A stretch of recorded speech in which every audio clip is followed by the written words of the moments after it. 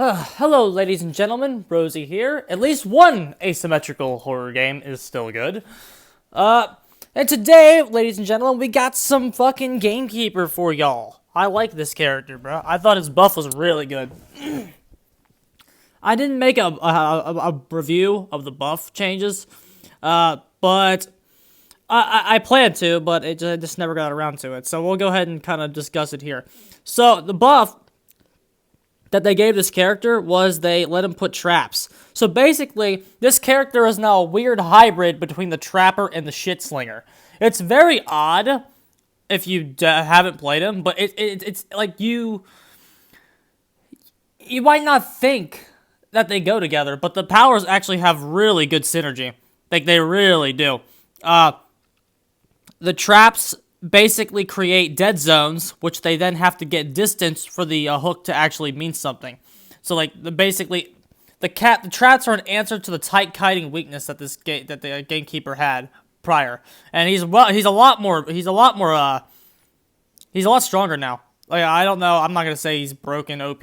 That's not my place, but like, he feels he feels much better. He feels completed, which is something that he didn't really feel before. He feels a lot more complete now. That his kit has a lot more synergy. It just makes you wish Trapper had a gun, bro. That's what it does. Because basically, when they see your trap, you're still a threat to them, and it lets these downs happen at a lot quicker pace than Trapper or Shitslinger can get, for that matter. I think Shitslinger is a little bit better at responding to tight kiting than Gamekeeper was, but like this is still really something. This is still a very good change for him. Not the best group of survivors here though. We hit him a little early. We tried to do like the drop tech, but yeah, we still haven't gotten it yet. We're anticipating a tide turner here, so our goal is to hit both of them. That's what we're trying to do. We get the one that's closer, so the doctor has to make more distance.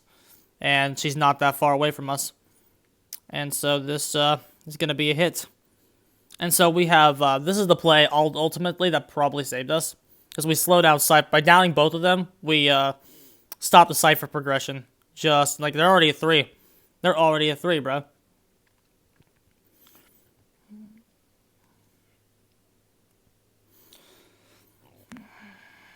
The Embalmer transfers his coffin over to Lucky Guy. That doesn't really help since Lucky Guy is already down.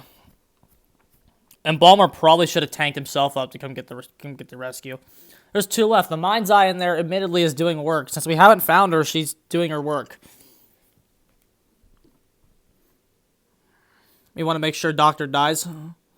We see Embalmer coming in. We just want to threaten him a little bit. He's not approaching. If he's not approaching, we are free to just sit here and spam our hook. A doctor dies, and now we are free to come in. See the Embalmer. Look at that! Look at that little play, dude. Let's look at that juicy little nugget again. Don't ask me how this happens, but basically, since we aimed over the rock, but like it kind of like auto detected, and that he was within our range. So it kind of sucked him back in. That's a weird interaction. Gamekeeper's got some wonky ass hitboxes. And one of the nerfs that they gave him to compensate for this buff was they actually made his hook worse than it was before. But that doesn't matter because they didn't make it. It's still really good. You can't really tell the difference. We got another basement.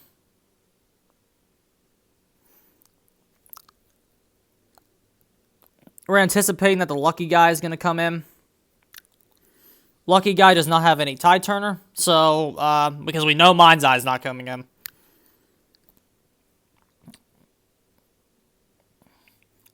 Very solid game so far. Our traps have been helping us.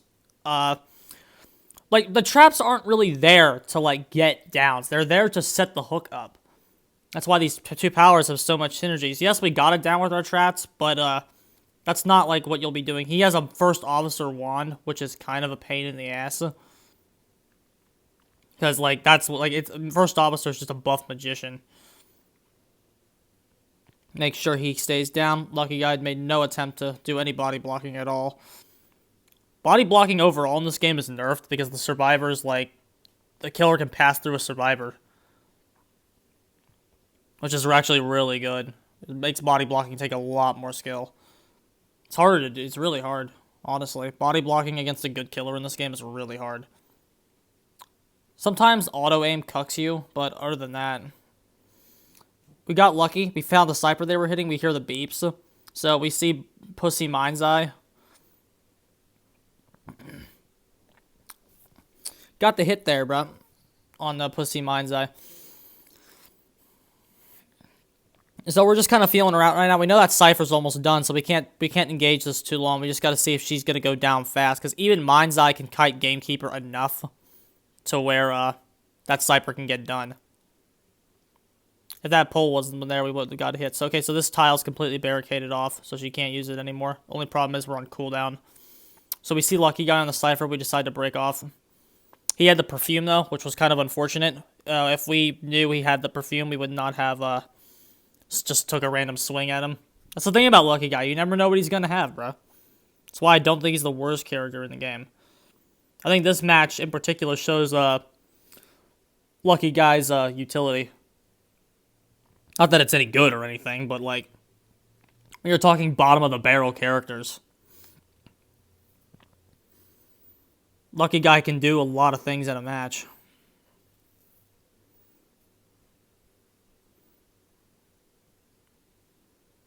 We kind of lose him. I honestly don't know where he went, so we just decided to head back toward the Cypher. We don't see a Mind's Eye, so they're not trying to rush it. That's what that means. We can assume that the Mind's Eye now is over there, because we kind of know where she is. Fortunately, the Lucky Guy comes back as he's a clown. So he's kind of a free down at this point. But he had the flare gun. So, since he had the flare gun, he got some distance. So we're going to go ahead and use our information about where Mind's Eye probably is. And just go after her. See the utility that Lucky Guy has. And then the Cypher's beeping, so yeah, our prediction was right. Our guess was right, Scott John. Isn't that cool, dude? Guessing shouldn't be in these games, though. Good long shot. She's down. And that beep, the skill check, we know where he is. Okay. We want to put him in that chair over there, just to make sure he's as close to our injured Lucky Guy as possible. We almost got kind of screwed there by that barricade. Okay, so we know Lucky Guy's just right over there. We don't know where he is specifically. We know he's in this general area. So this is we are going to secure the game. We kind of knew the game was ours as soon as we killed Embalmer. Okay, so he's right around there.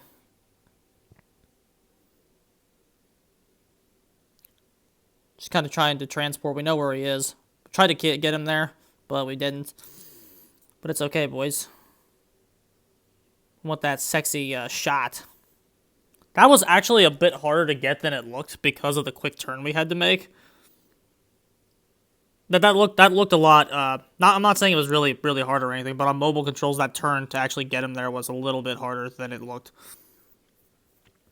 So yeah, solid win on Gamekeeper. Wish it was ranked, but you know, kind of a weak team. But that goes to show you how strong survivors are, even in this game, where they're weak. Their weaker teams can like do that to a killer that's honestly not nearly as bad as it used to be.